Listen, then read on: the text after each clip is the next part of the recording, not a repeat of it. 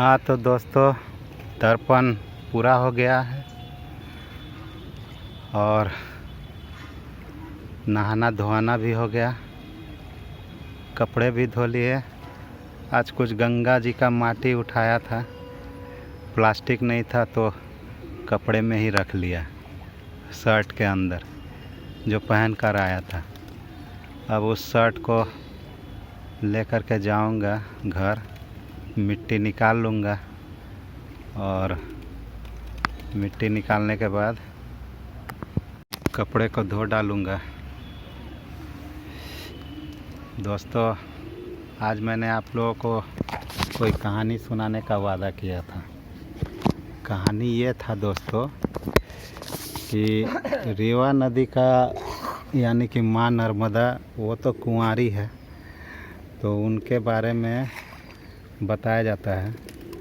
उस नदी के बारे में लोकनाथ बाबा वहाँ पर ये कर रहे थे, साधना कर रहे थे नर्मदा नदी के तट पर बैठ कर के। तो लोकनाथ बाबा जब साधना कर रहे थे तो अचानक से उन्होंने देखा कि एक काली गाय गंगा जी में उतरी। तो अचानक से उन्होंने देखा कि साधना करने के दौरान अचानक उन्होंने देखा कि एक काली गाय नदी में उतरी, नर्मदा नदी में, और नहाई। बिल्कुल काली थी, और जब नहा करके बाहर निकली तो बिल्कुल ही उजली सफ़ेद गाय बन गई। तो यह देख करके लोकनाथ बाबा को बहुत ही आश्चर्य हुआ। लोकनाथ बाबा के कहानी में ये घटना मिलती है। उनको बहुत ही आश्चर्य हुआ कि आखिर ये कैसे संभव हो सकता है। ये काली गाय उतरी और नहा करके फिर वापस जब आई तो पूरी की पूरी सफ़ेद हो गई। ये कौन सा रहस्य है भला। तो वो भी साधक थे, छोटे मोटे साधक तो थे नहीं। उन्होंने पूरा ध्यान किया।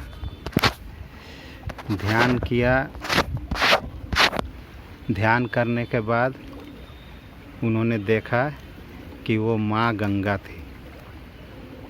तो माँ गंगा को नर्मदा नदी में नहाने की क्यों आवश्यकता पड़ी। तो उनको यह जो रिप्लाई मिला था कि गंगा नदी में लाखों लोग पाप धोते हैं, अपना आकर के रोज़ नहाते हैं, अपने पाप कर्मों का विसर्जन करते हैं। तो माँ गंगा भी आजीज आ जाती है, उनके पापों से वो काली हो जाती है। फिर उन्हें अपने उस पापों का विसर्जन करने के लिए, अपने आप को वापस से पूरा एनर्जाइज करने के लिए, ऊर्जावान बनाने के लिए उनको नर्मदा नदी में जाना पड़ता है। और वहाँ पर वो स्नान करती हैं तो फिर वापस से एकदम फ्रेश हो जाती हैं। फिर हम लोगों की सेवा में वो आ जाती हैं। यही कहानी थी मेरे दोस्तों। आशा है आप सब लोगों को पसंद आएगा। पसंद क्या, मतलब हम कहानी नहीं बनाए हैं, इस घटना को मैंने पढ़ा है। तो दोस्तों, आज पितृतर्पण का चौथा दिन है। हमको तो 9वीं तक इस गंगा में स्नान करना है। पता नहीं नहाने के दौरान कुछ गड़ा था पैर में, अब हमको किसी तरह से झटक दिया। अब वो पैर में क्या गड़ा था, कांटा था या कोई सांप था, ये पता नहीं चल रहा है। जो भी है, भोले बाबा तो आशा करता हूँ कांटा होगा। भोले बाबा तो इन सब का दर्शन मुझे कराते हैं, लेकिन दूर से ही कराते हैं दोस्तों। अभी तक बचा हुआ हूँ दर्शन। एक बार तो मेरे पैर पर से होकर के गुजरा, जब उसका पूंछ, जो सांप के अंतिम छोर जब मेरे पैर से उतर रहा था, क्योंकि ठंड का मौसम था, मेरा पैर ऐसे ही ठंडा हो गया था। और वो मैं कहीं खड़ा था और वो मेरे पैर पर चढ़ करके वापस जा रहा था। जब उसका तो ठंडा ठंडा मिला तो मुझे पता नहीं चला, जब वो उतरा तब पता चला कि सांप है, क्योंकि जो उसका शरीर ठंडा था और ठंड का मौसम भी था। तो जब वो अंतिम छोर से उतर रहा था पूंछ के तरफ से, तो वहाँ पर थोड़ा हल्का हल्का सुरसुरी महसूस हुआ, थोड़ा गर्मी का एहसास हुआ। तो मुझे लगा कि तब मैंने देखा कि सांप है। तो अभी मैं चिल्लाता भागता, उससे पहले वही चला गया, तो मैं ठक मार के खड़ा रह गया। ये देखिए कबूतर दोस्त, ये इस आशा में आते हैं, यहाँ पर सब लोग इनके लिए दाने वगैरह चुनते हैं, दाने देते हैं, ये लोग दाने चुनते हैं आकर के। ये काली मंदिर, बलराम घाट।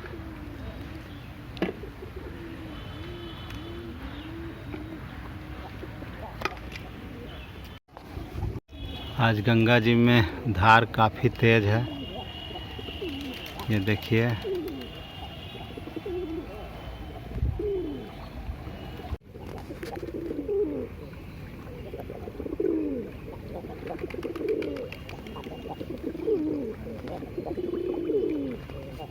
ये लोग बोल क्या रहे हैं?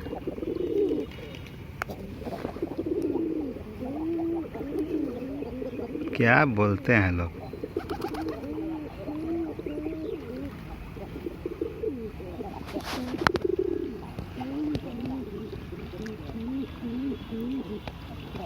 तो अपनी भाषा में कुछ कहते हैं लोग।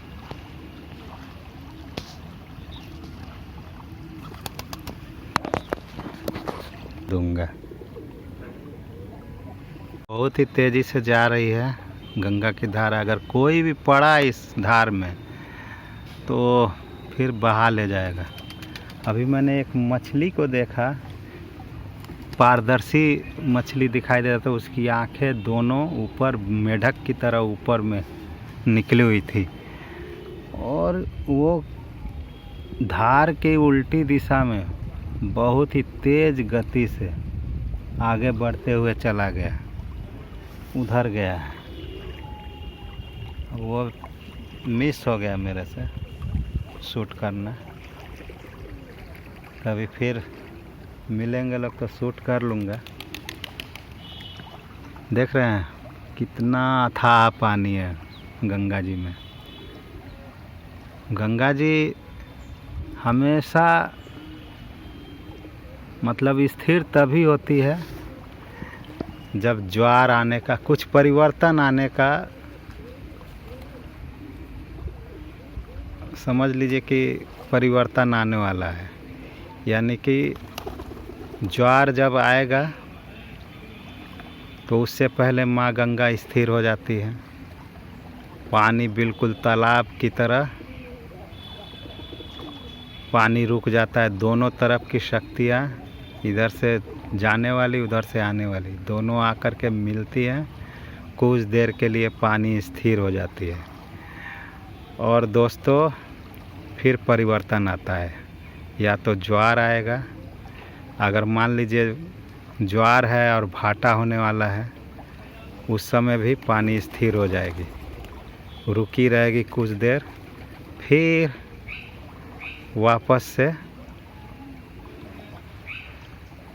भाटा शुरू होगा, पानी दक्षिण दिशा में बहना शुरू हो जाएगा। देखने से तो हमारे यहाँ से दक्षिण दिशा में ही पड़ता है दोस्तों, लेकिन वास्तव में ये पूरब की ओर जा रही है। पूरब में ही जा रही है ना मेरे दोस्तों, पूरब में ही सागर है। मतलब भारत के नक्शे के हिसाब से देखेंगे तो पूरब में जा रही है, लेकिन हमारे यहाँ के नक्शे के हिसाब से ये दक्षिण से आ रही है, और दक्षिण से ये पूरा उत्तर से आ रही है गंगा माँ, और ये इधर दक्षिण में चली जा रही है। लेकिन यहाँ पर स्थिति ऐसी है, गंगा माँ बहुत ही मतलब टेढ़े मेढ़े रास्तों से होती हुई निकलती है। कई जगह पर पूरब पश्चिम बह रही है, कई जगह पर उत्तर दक्षिण बह रही है। तो कहने का मतलब है दोस्तों कि ये पूरब में ही फाइनली जा रही है गंगा सागर में जाकर मिल जा रही है।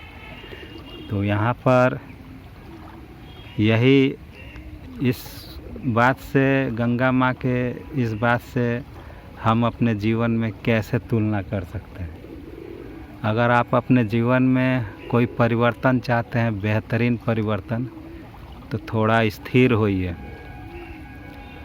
और स्थिर होने के बाद एकदम रुक जाइए, ठहर जाइए। उसके बाद सोचिए, चिंतन मनन करिए कि आज हमारी स्थिति ऐसी है तो क्यों है, मुझे इस स्थिति से निकलना है तो कैसे निकलना है।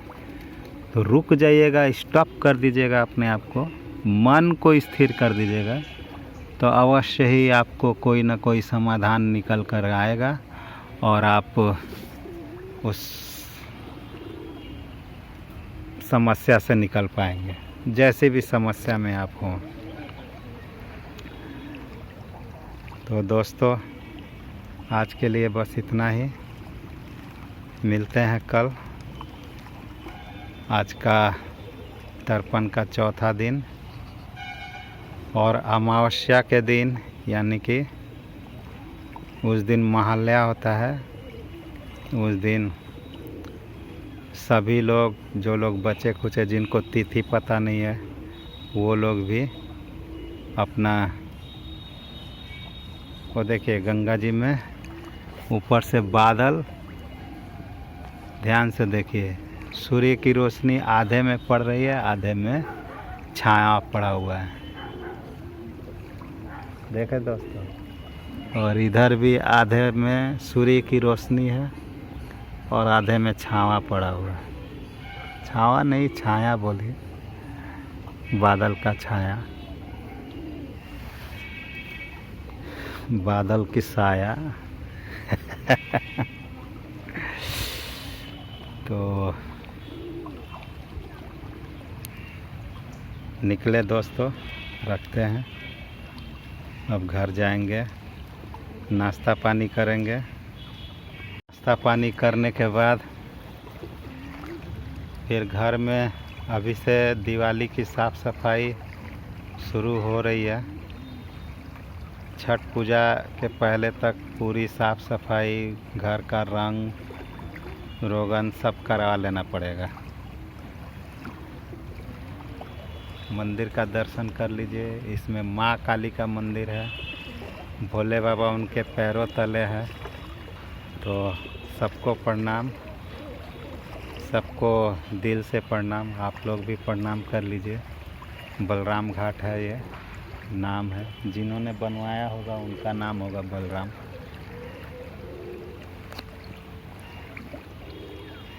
मिलते हैं कल, तब तक के लिए खुश रहिए, सुरक्षित रहिए, आबाद रहिए।